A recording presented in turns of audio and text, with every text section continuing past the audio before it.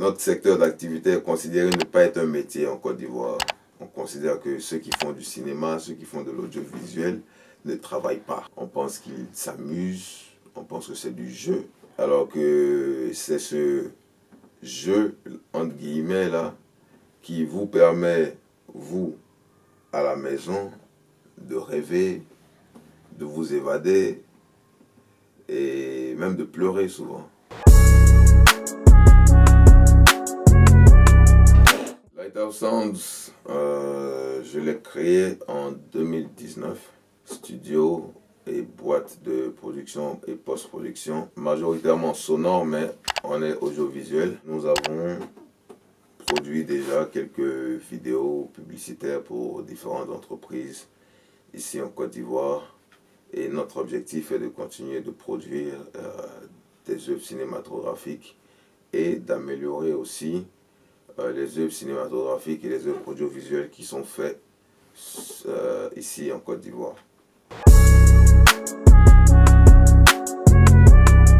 L'image du cinéma ivoirien, si tu le prends de la période du Parc, elle te fait rêver, elle te donne de l'espoir, elle te dit qu'il y a des opportunités et il y a une industrie concrète qui existe dans le pays.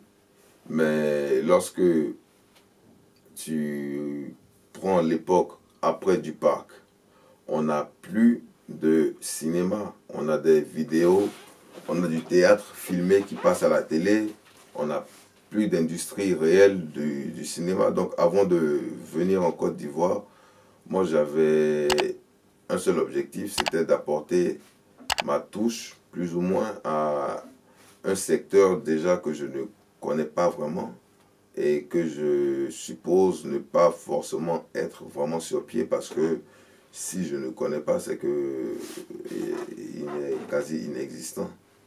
Donc mon objectif c'était plutôt de pouvoir exercer, mettre en exergue ce que j'avais appris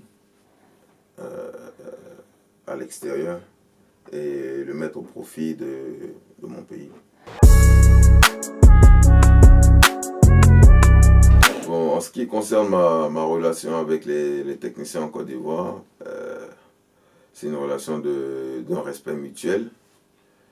On se côtoie, on s'aime bien, on se chahute, il n'y a pas d'animosité, on rêve d'une industrie organisée, on rêve d'une industrie concrète, on rêve de pouvoir vivre de notre activité, parce que notre secteur d'activité est considéré ne pas être un métier en Côte d'Ivoire. On considère que ceux qui font du cinéma, ceux qui font de l'audiovisuel ne travaillent pas. On pense qu'ils s'amusent, on pense que c'est du jeu. Alors que c'est ce jeu, entre guillemets, là, qui vous permet, vous, à la maison, de rêver, de vous évader et même de pleurer souvent, de vous retrouver. Donc, une fois que je pense que les autres techniciens et moi atteignons cet objectif de pouvoir faire valoir notre savoir-faire au travers des autorités d'abord, parce que c'est elles qui plus ou moins contrôlent notre monde professionnel, je pense qu'on aura déjà gagné un bon combat et on sera déjà qu'on a une certaine solidarité vis-à-vis de cette cause-là, on sera encore plus solidaire